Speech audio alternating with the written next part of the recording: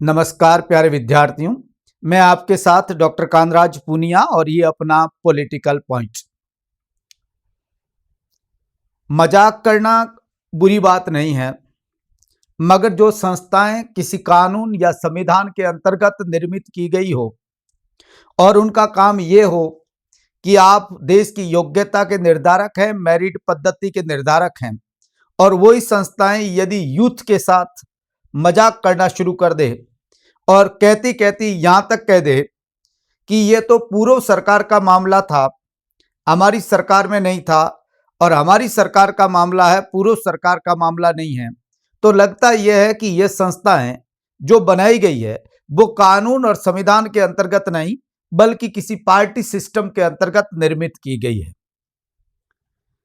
मुझे ये कहने में कोई ऐतराज नहीं है कि वर्तमान में आरपीएससी और राजस्थान कर्मचारी चयन बोर्ड की हालातों को देखने के बाद ये लगने लगा है कि यूथ को यह कहा जाए, पढ़ने वाले विद्यार्थियों को यह कहा जाए कि आप ईमानदारी से पढ़िए, मेहनत करिए, आपका सिलेक्शन होगा, तो ये भी एक मजाक होगा उनके साथ, क्योंकि वहां पर तो सब कुछ बदल रहा है। इसलिए मैं तो एक कहता हूं कि वतन के हालात बताने लगूंगा तो पत्थर भी आंसू बहाने लगेंगे। जिसे सुना था जीवन का रक्षक, हमें क्या पता सताने लगेंगे। कैसे पार उतरेगी नैया जब मल्लाही किश्ती डुबाने लगेंगे। मेरे वतन को इन भूखों से बचा लो वरना ये कुर्सी तक को खाने लगेंगे। हालात इतने खराब कर लिए कि बोलने की हिम्मत नहीं रही किसी के पास।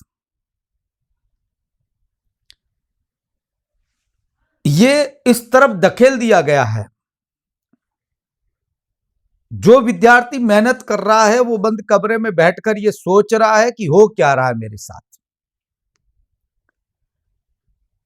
ये कोई आज नहीं होने लगा है। मैं आपको बता दूं, ये जब से पॉलिटिकल इंटरफेयर इनके अंदर बढ़ा है तब से। आप कहेंगे ये डेट कौन सी है या कब से, तो मेरी समझ में तो ये तब से है जब 2014 से ये काम चलना शुरू हुआ, जब एसआई की भर्ती थी और उस भर्ती में कई ट्रक ड्राइवर थानेदार बन गए। उस समय जरूर ये सवाल खड़ा हुआ था कि ये हो क्या रहा है, मगर मामला दब गया। उसके बाद की भर्ती में क्या हुआ और पिछली भर्ती में जो आपको पता है कि होने के बाद क्या हुआ, और उसके बाद सरकार द्वारा संस्थाओं के सामने रखा गया अपना पक्ष, खासतौर से कोर्ट में रखा गया अपना पक्ष किस प्रकार का था आप अच्छी तरीके से जानते, कहने की जरूरत नहीं है। और अभी भी उसमें हुआ क्या है, आपको ये लगता होगा भर्ती निरस्त हो गई, एक टाइम का मामला था, तो वैसी बात है नहीं। मैं पहले 4 महीने पहले जब आरपीएससी भर्ती निरस्त हुई, उससे पहले मैंने एक क्लास में ये बात अच्छी तरीके से आपको कहा था कि निरस्त होगी पर होगा कुछ नहीं, क्योंकि इन्वेस्टिगेशन करने वाली संस्थाएं सीधी सी बात है सरकार के अधीन है, और वो संस्थाएं जो इन्वेस्टिगेट करके रिपोर्ट देती है वही कोर्ट मानता है। पैरवी सरकार को करनी होती है क्रिमिनल केसेस के अंदर, और सरकार जो पैरवी किस प्रकार से करेगी वो ये डिसाइड करेगा कि इस केस की स्थिति क्या बनेगी। मैं उस मामलों में ज्यादा नहीं जाना चाहता, पर आपको याद दिलाना चाहता हूं कि 2018 की रीट की भर्ती के मामले में मैंने एक सवाल उठाया था कि आपने ये रायता क्यों फैलाया। यूट्यूब पे पड़ा है, आप जाकर देख सकते हैं मेरा वीडियो। मगर उसके बाद बच्चों ने बात भी की, कोर्ट भी गया, कोर्ट के सिंगल बेंच का मामला ठीक ठाक रहा, और मगर लास्ट में जाते जाते सरकार ने जिस प्रकार से गोलमोल करके मामले को करके नई भर्ती निकाल के जो कर दिया, उनमें बच्चों के साथ जो मजाक हुई सब जानते हैं। मजाक ये कि कितनी विधवाएं थी, कितनी तलाकशुदा है, कितनी विकलांग है, और विकलांग के मामले में तो इस बार कॉलेज एजुकेशन भर्ती में जो कुछ हुआ कहने की जरूरत नहीं है। और सरकार यहां तक डिसाइड नहीं कर पा रही है कि वो विकलांग है कि नहीं है। देखिए आप मजाक तो ये देखिए कि जो जांच करने वाली बॉडी है वो ये डिसाइड ही नहीं कर पा रही है कि ये विकलांग है कि नहीं है, तो वो कैसे तय करेगी कि भाई ये और चीजें तलाक की क्या है। मगर जो मजाक होती है वो बहुत खतरनाक होती है, और हाईकोर्ट ने जिस प्रकार से आरपीएससी पर टिप्पणियां की, कहने की जरूरत नहीं है। बड़ी बात तो ये लगती है कि इन संस्थाओं के अंदर काम करने वाली एजेंसियों से भर्ती होती है, संविदा पर ये खुद भर्ती करती है और इनके अंदर काम करने वाले लोग प्राइवेट हैं, प्राइवेट ठेकों पर काम होता है। और प्राइवेट ठेकों में भी मजाक ये होती है कि वो ब्लैक लिस्टेड संस्थाएं जो किसी और स्टेट के अंदर यदि पकड़ी गई है और उसी संस्था को यदि राजस्थान के अंदर फिर ठेका मिल जाता है तो इसका मतलब तो जानबूझकर आप कर रहे हैं, क्योंकि उस संस्था की पहुंच पूरे इंडिया में है। राजस्थान कर्मचारी चयन बोर्ड कोई ऐसा नहीं है कि इस संस्था का निर्माण करते समय लोगों ने तो 2014 में यही सोचा होगा, जब 309 की शक्तियों का प्रयोग कर रहे थे तो भी 3600 और 3600 के नीचे के ग्रेड की जितनी भी भर्तियां हैं उनकी परीक्षा, परीक्षण और साक्षात्कार का काम ये करेगी। अध्यक्ष कैसे बनाए जाते हैं कहने की जरूरत नहीं है, मैं उस पर बात नहीं कहता, मगर प्रेजेंट टाइम में जो अध्यक्ष बनाए गए आलोक राज साहब, बहुत, मैं नहीं कहता क्या स्थिति है, मगर मिलिट्री से लाए गए, ये सोचकर लाया गया होगा कि बहुत ईमानदार आदमी हैं और होंगे भी, उन पर सवाल नहीं है, तो किसी पर अपन सीधे सवाल क्यों किसी पर खड़े करें। वो अपनी मेहनत कर रहे हैं, अच्छा कर रहे हैं और उसी सिस्टम में। मगर कल के इंटरव्यू में उन्होंने एक बात कही कि जो सिस्टम पिछले 10 साल से चला आ रहा है उसके अंदर वही लोग जो काम कर रहे हैं पहले के, और खास बात यह कि उनके अंदर आपका यदि उप निर्देशक पद तक का व्यक्ति जो उसके अंदर लगा हुआ है और वो यदि इस प्रकार का काम कर रहा है, जिसका नाम आपको पता है कि संजय माथुर जो उप निर्देशक है, आईटी हेड है, पूरा काम वो देख रहे थे। प्रवीण गंगवाल साहब जो उसके अंदर बहुत अच्छी तरीके से काम देख रहे थे। मैं साहब कहना मजबूरी है, सीधी सी बात है, जब तक कोर्ट डिसाइड नहीं करता अपन कौन होते हैं, इसलिए मैं, आप ऐतराज मत करिएगा इस पर कि साहब आपने कैसे साहब कह दिया, ये बात नहीं है।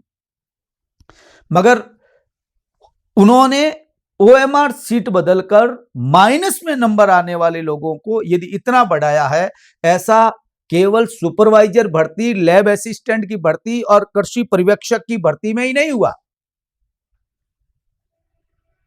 ऐसी भर्तियों में तो कम एप्लीकेशंस आती है, आवेदन आते हैं, जबकि इससे पहले जो 3rd ग्रेड की भर्ती हुई, 2nd ग्रेड की हुई, असिस्टेंट प्रोफेसर की भर्ती हुई, आप उनकी जांच करा दीजिए कितने नंबर उनके एग्जाम में थे, एग्जाम में कैसे नंबर आए, ओपन करिए ओएमआर सीट उनकी, और उसके साथ उनमें आप इंटरव्यू में आपने कितने नंबर देकर उसको पास किया और कैसे लोगों को इंटरव्यू के अंदर फेल किया गया, ये सब जानते हैं, आप भी जानते हैं, विद्यार्थी भी जानता है।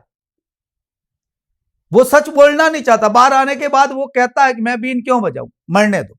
मगर ये आपकी आदत ने ही, आपकी इसी दबी हुई आवाज ने इन संस्थाओं को मौका दिया, इसमें बैठे हुए लोगों को मौका दिया, और उन लोगों ने अब इतने यहां तक कॉन्फिडेंस बढ़ गया कि उन्होंने ओएमआर सीट को बदलकर नई ओएमआर सीट डालना शुरू कर दिया।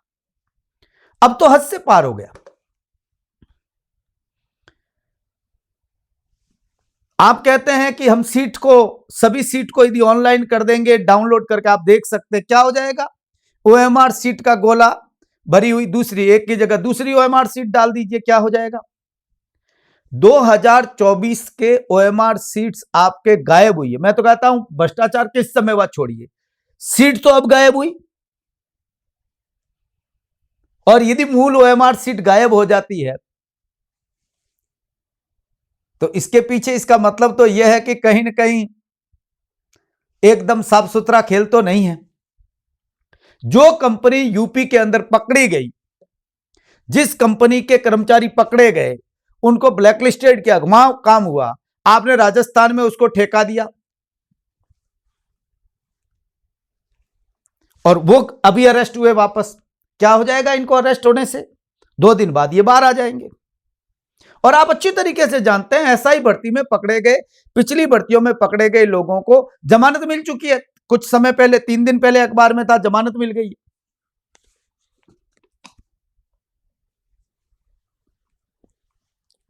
ऐसी स्थिति में मेरा यह मानना है कि कुएं में भांग नहीं है, बल्कि पूरा का पूरा कुआं ही भांग में डूब गया है। स्थिति यह हो गई है।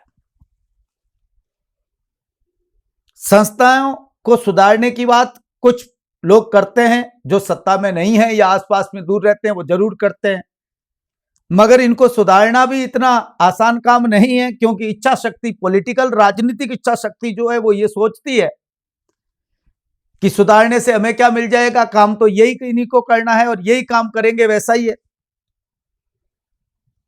ये सब हुआ कैसे? इनके पीछे बहुत बड़ा कारण है प्राइवेट इंस्टीट्यूट्स, सब अच्छी तरीके से जानते हैं, कोचिंग इंस्टीट्यूट जिन्होंने बड़े बड़े साम्राज्य स्थापित किए, और इन इंस्टीट्यूट्स के साथ जुड़े हुए बहुत सारे अधिकारी जो अपनी ब्लैक मनी को व्हाइट मनी करते हैं और इनके साथ अच्छी स्थिति रखते हैं, सेटिंग रखते हैं, वो लोग गारंटी बैच लेते हैं, सबको पता है। और फिर जो खेल करना होता है ऊपर तक, वो वहां तक करते हैं। फोर्थ ग्रेड की कट ऑफ जो गई, आप कह रहे हैं बच्चे मेहनत करने लग गए, तो पॉलिटिकल साइंस और बाकी जो स्कूल लेक्चर की भर्ती हुई उसमें तो लड़कों ने मेहनत छोड़ दी। वहां तो आपको जितनी न्यूनतम सीट है वो भी आपको नहीं मिल पाई, वहां तो मेहनत नहीं कर रहे हैं, जबकि यहां लोग बहुत ज्यादा मेहनत करने लग गए।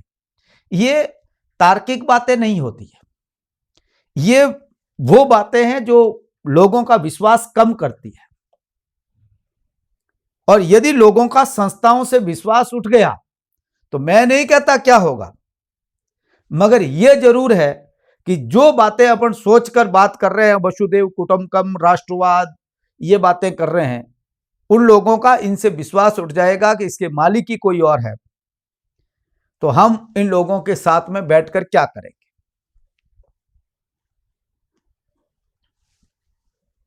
इसलिए पूर्व की जितनी भी, मेरा यह मानना है कि 2018 के बाद और इससे पूर्व भी आपको लगता है तो सभी भर्तियों की अच्छी तरीके से जांच हो, और जांच में खास तौर से उन लोगों को पहले टारगेट बनाया जाए जो मेडिकल प्रूफ या कोर्ट एविडेंस देकर, यानी तलाक, विधवा के सर्टिफिकेट लगाकर और खास तौर से विकलांग के सर्टिफिकेट लगाकर वह बन गए, उन लोगों को आप जांच करिए। और उसके बाद आप जांच करिए, मुझे पता है बहुत हार्ड काम है, मगर यह जांच होनी चाहिए कि किन लोगों के नंबर कैसे दिए गए और इसके पीछे मूल कारण क्या था, कौन लोग कहां से जुड़े हुए हैं। और देखिए, मैं कई बार कहता हूं, सरकारी नौकर की चमड़ी बहुत कमजोर होती है, और साहब इसको डंडा मारने की जरूरत नहीं है, डंडा दिखाने से ये लोग सच बता देंगे कि हकीकत क्या है। बस करना ही नहीं चाहते तो बात अलग है। आप यदि एक बार एसओजी को दीजिए, उसके बाद में नया अधिकारी चेंज कर लीजिए, उसके बाद आंख दिखाई दीजिए, पॉलिटिकली काम हो जाएगा। केवल यह कहना कि पूर्व सरकार ने किया है, ये हमारे टाइम का नहीं है, ये पहले के टाइम का है, ये बातें केवल और केवल बरगलाने की बातें हैं। हम किसी पर अपना उत्तरदायित्व तो आप 5 साल ट्रांसफर करते रहेंगे, आने वाले लोग आप पर ट्रांसफर करते रहेंगे, दूसरे वाले दूसरे पर ट्रांसफर करते रहेंगे, और ये यूथ जो हैं, ये जो गरीब लोग हैं, पिछड़े, जो वास्तव में नौकरी करना चाहते हैं, बाकी सब ठेकेदार हैं साहब, ये तो नौकरी करना चाहते हैं, ये जो नौकरी करना चाहते हैं इनकी हालत बहुत खराब हो जाएगी। सरकार को समझना चाहिए, इन बच्चों के साथ जो मजाक कर रही है, ये मजाक कोई नॉर्मल नहीं है, बहुत खतरनाक है। और ऐसी मजाक करना केवल सरकारों के लिए नहीं, क्योंकि ये तो आती जाती रहती है, इससे बदलने से कोई फर्क नहीं पड़ता। इन लोगों का देश से विश्वास उठता है, व्यवस्थाओं से विश्वास उठता है, संवैधानिक संस्थाओं से विश्वास उठता है, तो सीधी सी बात है, संविधान भी कमजोर होता है और संस्थाएं कमजोर होती है, तब फिर जिसकी आप परिकल्पना कर रहे हैं, जो सोच की, वो फिर आप कर नहीं पाएंगे। अच्छे लोग आपको, यदि आरपीएससी में 4 लोग अच्छे नहीं मिल रहे हैं, आरपीएससी चेयरमैन, पिछली बार एक आरपीएससी के मेंबर ने यह कहा कि 35 दिन पूर्व पेपर बाहर हो गया एसआई का, 35 दिन पहले बाहर हो गया। उसके बाद में यदि उस मामले में कोर्ट ने 3 लोगों को जमानत दे दी, आरोपी 3 जमानत हो गई, और यदि कोर्ट ने स्टे हो गया उस मामले पर, आपको पता है विचार कर रहा है कोर्ट उस पर, तो मुझे बताइए सरकार वहां पर क्या पक्ष रख रही है? सामान्य आदमी नहीं समझता, मगर सरकार के पक्ष पर ही तो कोर्ट काम करता है। और सरकार का पक्ष यदि कमजोर है तो सीधी सी बात है, कोर्ट तो एक थियरी पर काम करता है, क्लियर एक थियरी है कोर्ट की, और लॉ की थियरी है, ये कोई नेचुरल लॉ की थियरी है कि भाई 100 अपराधी छूट जाए कोई बात नहीं, एक निर्दोष नहीं मारा जाना चाहिए। जबकि एग्जाम के अंदर मेरिट सिस्टम में यह सिद्धांत काम करता है कि 101 भी यदि पेपर आउट हुआ है, एक भी उसमें चोर आ गया है, तो पूरे के पूरे सिस्टम को खत्म करके नया एग्जाम करो।